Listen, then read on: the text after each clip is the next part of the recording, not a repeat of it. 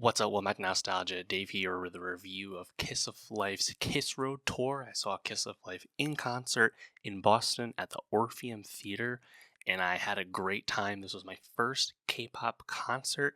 If you've been on the channel before, you know I've covered K-pop quite extensively the last handful of years, but I've never actually seen K-pop show before. I think a big part of that is living in Boston, living in the East Coast, but just living in the US in general. You don't have a lot of opportunity to see K-pop groups perform. When they do perform outside of Asia, they're usually smaller tours, usually fixated to a few big cities, and a lot of times groups will get so big that by the time they do perform in the US, they kind of graduate beyond certain cities such as a Boston and only play some of the bigger venues at bigger shows. I think of like Hypen, for example, a group that started playing really big venues from their first tour in the US. Therefore, I was equally shocked and excited to see that Kiss of Life was going to perform in Boston during their commercial apex. Like, this is the hottest they've ever been as a group that's, just about a year old at this point, and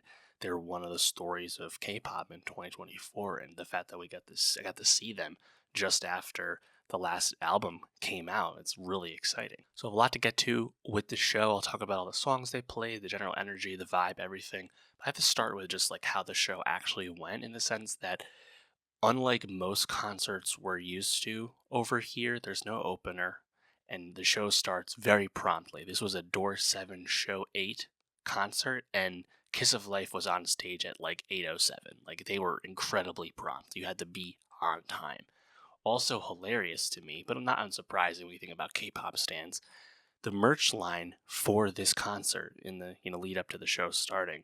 This line started on the first floor, went all the way up to the top of the venue, across the venue, and then back down other sets of stairs. The line was that long. And then by the time you get to the front of the merch line, you find out that the t-shirts are 100% sold out. I think they left money on the table. Either way, energy was crazy. This was one of the loudest crowds I've ever been a part of. People screaming, yelling, chanting. The big Kiss of Life hits that they played them all, of course.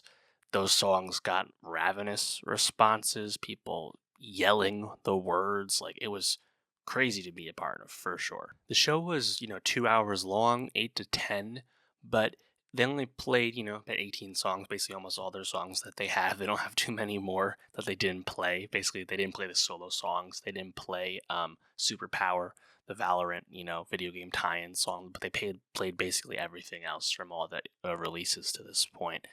And they do a lot of editorializing. They do a lot of, talking to the crowd, breaks between songs where they hype up the next song and just kind of interact and talk to the crowd and whatnot.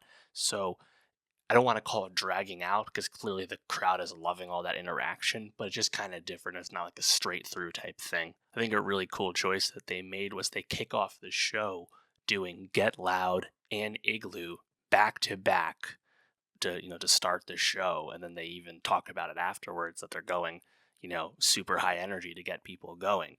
But to pick the two big hits off Lose Yourself, the album that just came out a month ago, got people hyped, unsurprisingly. And of course, throughout the length of the concert, Kiss of Life showed themselves to be great performers. I was pretty impressed. I think we knew they could dance, and you see that on full display. They do pretty, I think, diverse choreography for every song, and also the live vocals were there. Was there a backtrack at certain moments during the performance? Yes, I think certainly in certain chorus, some dance moments for sure, but you could certainly hear the vocals. You could hear the breath differences. They're singing live. You think like Julie's rap in particular really stands out. Also, Belle, as like the strongest and most vibrant vocalist of the group, really standing out with like those high notes she has across different songs. I think all four of them were really great, just in general, really like lifelike and animated on stage and really interacting with the crowd. It was clearly there to soak it all in. There was like a costume change moment during the show, where during that time they played like a recorded audio track of like the Kiss of Life ladies talking and whatnot. I wish the show had like some kind of like video wall component to play during that moment. It really kind of felt like a long like 5 minutes of basically nothing happening, which just didn't feel like a great like run of the show. Like the show almost stopped for a second. Like, I saw this at a venue that was all assigned seats, not general admission, which in general I think was confounding choice that they would pick a venue, especially in Boston where we have so many choices for a venue, to pick a venue that was all seating. I didn't like that choice, but it was nice to be able to just sit down and check out for a second while the costume change is literally happening, I guess you could say. In terms of the songs that they did, again, they did all the highlights: Get Loud, Igloo, right into Bad News, Too Many Alex. They tried to do like crowd play with all like the guy names in that song. I don't know if that went super well. They did Gentlemen, of course, Sticky. The place explodes. Probably their biggest song to date at this point. But to me, my favorite moment was actually at the very end before the encore when they did Midas Touch. Midas Touch was like the breakout song this year where I think Kiss of Life really leveled up in terms of getting a lot of attention as a group that, debuted on a small label. Midas Touch was awesome. Also, like their very first song, Shh, was pretty good to end it. Then they come out for the 3-song encore, By My Neverland, No One But Us, and Back to Me. I really liked how Back to Me went. In general, like I think the track list is quite strong. Chemistry, another highlight for sure. My 808 was fun. Gentlemen, even like a song like Gentlemen, which is like just okay to me. Like not a song I love from them compared to their other songs. Like it was fun live, and yeah, I think again just like being in like a super energetic, passionate crowd, unsurprising from K-pop stands, right? Like this was probably the one opportunity you would get to see Kiss of Life in Boston. I mean, they said multiple times that they want to come back, but like, let's just look at history. Like, it's very unlikely that they'll come back.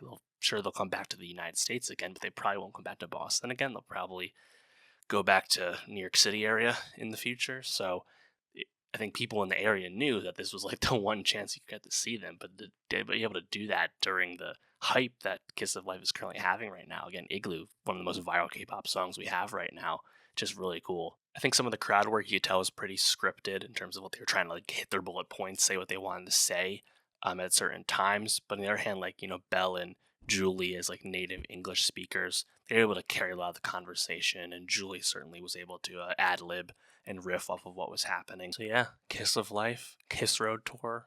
I loved it. Of course, they're kicking this off throughout a lot of North America, and then they'll be going across the rest of the world. So they'll be touring for quite a bit. I'm sure, without a shadow of a doubt, we'll be getting more Kiss of Life music next year. That much is clear. Perhaps a full-length album. That would be awesome. Of course, check out my Kiss of Life review for Lose Yourself, the album. And of course, make sure you subscribe for more K-pop reviews and other music reviews as well. Let me know, though, if you saw Kiss of Life live. What did you think? What was your favorite moment of the show? If you're going to see them soon, what are you most excited to see live? Let me know. And for more K-pop concert reviews, other concert reviews, music reviews, subscribe, and I'll see you next time.